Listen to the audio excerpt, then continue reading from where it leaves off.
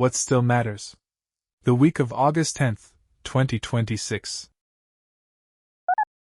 On Friday the 7th of August, Moonshot AI's Kimi K3 escaped a sandbox during a defensive cybersecurity benchmark. The benchmark came from the UK AI Security Institute and was being run by the American firm Frontier Security. There was no clever exploit. The model found a network misconfiguration that let traffic out, checked that it could resolve GitHub.com, clone the benchmark repository, and read the answers off disk. 2 days earlier, Meta confirmed that its Muse Spark 1.1 model had reached the public internet during an evaluation and altered data inside another company's systems. That sandbox was operated by Irregular, the same contractor whose misconfiguration let 3 Anthropic models out in the incidents covered in Episode 9. That is 4 labs in 5 weeks. OpenAI, Anthropic, Meta, Moonshot. On the 7th, Hugging Face published a forensic timeline of the OpenAI incident, about 17,600 attacker actions between the 9th and the 13th of July, grouped into roughly 6,280 operations, ending in remote code execution on production systems. The only customer content reached was 5 datasets whose names point at the benchmark the model was trying to cheat. What the 4 incidents have in common is where the containment lives. It is a third-party vendor's network configuration, and the models being tested have had their safety training deliberately weakened so that raw capability can be measured. Sean O'Haigarte of Cambridge put it plainly: sandboxing and testing environment controls are not keeping pace with the capability of the models. Kimi K3 is the case that cannot be walked back, because its weights are public. Anyone can download it and run it. 2 responses arrived the same week. On Tuesday the 4th, the Open Secure AI Alliance published a draft called the Shared AI Findings Exchange. More than 120 organizations take part, and the drafters include Cisco, CrowdStrike, Hugging Face, NVIDIA, and Red Hat. It would require notifying affected organizations immediately, telling likely affected customers within 72 hours, filing an initial report within 4 business days, publishing an interim analysis of which controls failed within 30 days, and disclosing remediation status within 90. It also asks that prompts, execution traces, tool calls and logs be preserved, and that each incident go through an 8-layer review covering everything from model behavior to supply chain, rather than being written off as the model misbehaving. The other response is legal. On Monday the 3rd, the law firm Ballard Spahr set out how these incidents map onto the Computer Fraud and Abuse Act. Section 1030, subsection A5b, covers access that recklessly causes damage. Section 1030, subsection G, gives an affected organization a private right of action for damages. An Executive Order 14409, signed on the 2nd of June, directs prosecutors to prioritize enforcement against unauthorized AI-enabled access. A model with its guardrails switched off, on a network with a route to the Internet, is close to the fact pattern that statute describes. On Friday the 7th of August in Mecca, Turkish President Recep Tayyip Erdogan, Saudi Crown Prince Mohammed bin Salman and Pakistani Prime Minister Shehbaz Sharif signed the Mecca Joint Defense Agreement. The central clause says an armed attack against any one of the 3 is to be regarded as an attack against them all. The rest covers military coordination, intelligence sharing, defense industrial cooperation, and building out Saudi Arabia's own defense sector. Turkey said the agreement is defensive in nature and not directed at any specific actor. Each party brings something the others lack. Turkey has the 2nd largest military in NATO, Pakistan has nuclear weapons, and Saudi Arabia has the money along with the oil and shipping infrastructure that Iran has spent the summer threatening. The agreement builds on the bilateral Strategic Mutual Defense Agreement that Saudi Arabia and Pakistan signed at Al Yamama Palace in Riyadh on the 17th of September 2025, after the Israeli strike on Doha. That pact stays bilateral. Turkey's participation runs through this new instrument instead. The structural change is that a NATO member has extended a mutual defense guarantee to 2 states outside the alliance, one of them nuclear-armed, in a region where the guarantee being replaced is the American one. Iran issued no official response, and Israel said nothing at all. Overnight into Wednesday, the 5th of August, Russia hit Kiev and the surrounding region with ballistic missiles and drones. Ukrainian authorities reported at least 17 people killed and around 44 injured. The United Nations put the toll across Ukraine that night at 20. Zelensky said not one of the missiles was intercepted. Patriot interceptors are the only thing in Ukraine's inventory that reliably stops a Russian ballistic missile, and the supply is gone. The United States has sent Ukraine about a third as many Patriots this year as it sent last year. The reason is a second war. Analysts at the Center for Strategic and International Studies estimate that the war with Iran has consumed close to 2/3 of the American Patriot stockpile in under 6 months, leaving fewer than 1,000, on one count between 759 and 827. Their accounts of the pre-war figure differ, at roughly 1,200 in one and roughly 2,300 in another, but both land in the same place. THAAD interceptors are down by around half, and a third or more of the Tomahawk inventory has been fired since late February. The Army has expanded a 1-year Lockheed Martin contract into a 7-year deal worth $58 billion, and SIZE notes there are no good alternatives to Patriot and THAAD for ballistic missile defense. Around that, an argument about whether any of this is happening. General Dan Kane raised the shortages with Defense Secretary Pete Hegseth and the President in late July. On the 7th of August, the Washington Post reported that Trump had clashed with Hegseth over them, denied the shortages publicly, and called for long jail sentences for whoever leaked.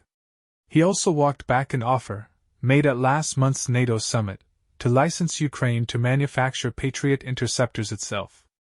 U.S. officials spent the 5th pushing back on the reporting. Whichever side of that argument holds, the production numbers do not move. Interceptors are built at a rate measured in hundreds a year. Analysts describe the rebuild in years rather than months, and 2 wars are now drawing on the same stock. Ukraine is the first country to find out what happens when the queue is longer than the war. Spain and Italy have now closed their borders to each other. On Thursday, the 30th of July, after the mass crossing into Ceuta, Prime Minister Giorgia Meloni and Deputy Prime Ministers Antonio Tajani and Matteo Salvini announced that Italy was reintroducing internal border controls with Spain.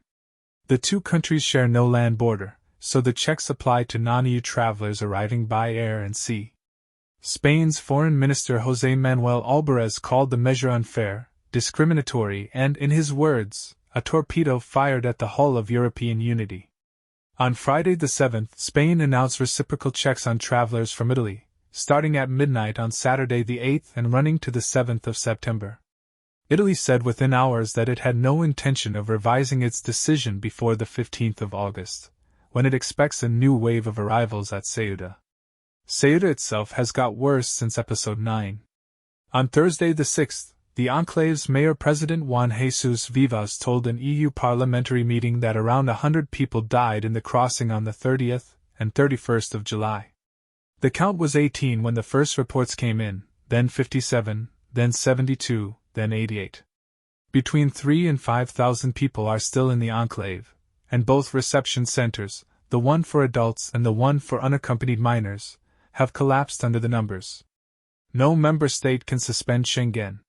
What it can do is temporarily reintroduce internal controls under the emergency provisions, and that mechanism has been running almost continuously for a decade.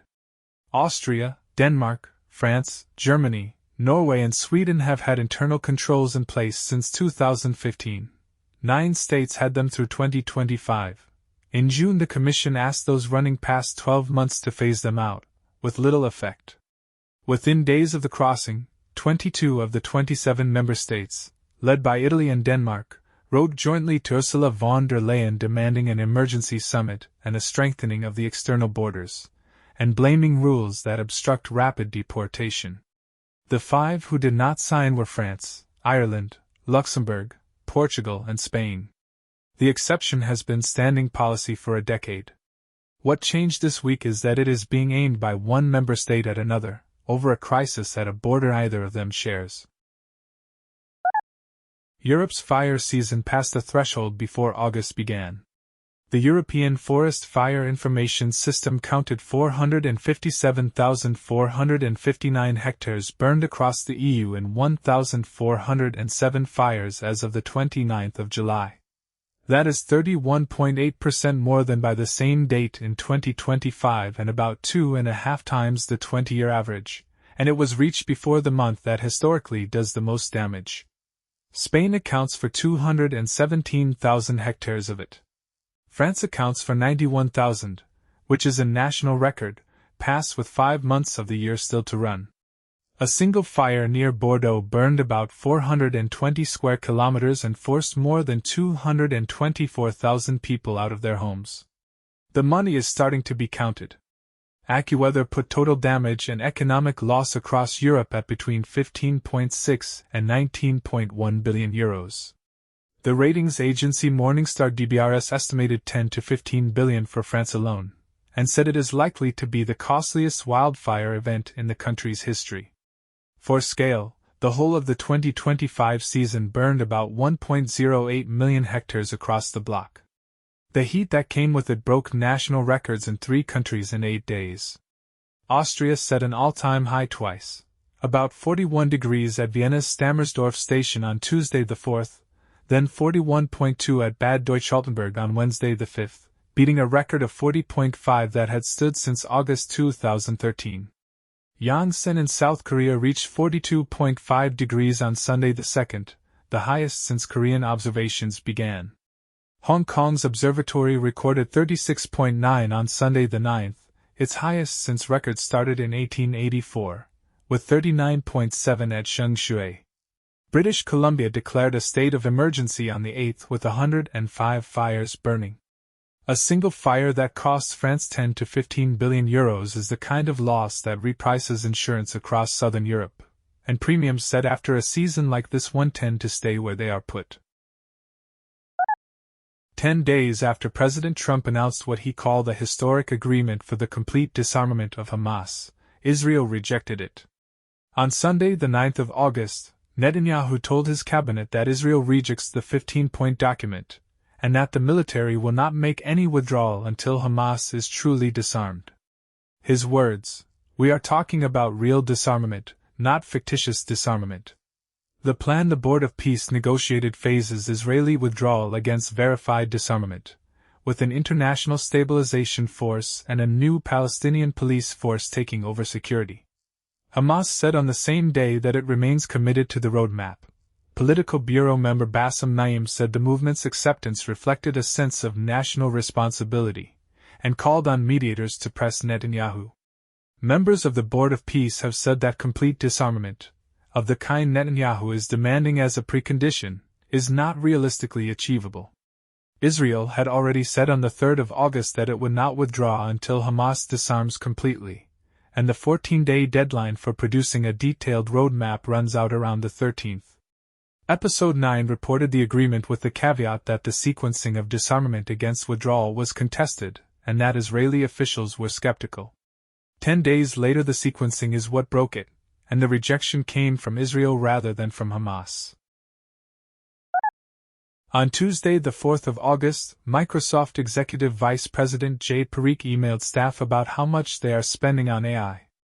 "As we accelerate our use of GitHub Copilot to deliver on our goals," he wrote, "we all need to be aware of how we consume tokens. And token maxing is not what we are optimizing for. I want all of us focused on maximizing outcomes that move the needle for our customers and our business." Microsoft has set division-level token budgets, in force since July, made the cheaper GPT 5.6 its internal default, and given employees a dashboard to watch their own consumption. Engineers had been spending from a few hundred to a few $1,000s a month. Microsoft is late to this. Amazon, AT&T, Meta, Uber and Walmart started capping or throttling employee AI spending in June. Uber had used its entire annual AI budget in 4 months. Accenture, which not long ago told senior staff that using AI was a condition of promotion, found in leaked internal audio that its heaviest token consumers were not the engineers but non-engineers doing things like turning PDFs into slide decks. One number explains the rest. Token prices have fallen by roughly 98% since late 2022, and enterprise AI bills have tripled anyway, because agentic tools consume orders of magnitude more tokens per task than the chat products the pricing was built around. Software metered by consumption does not budget like software licensed per seat, and finance departments across the industry are now writing that difference into policy. That's what still matters this week.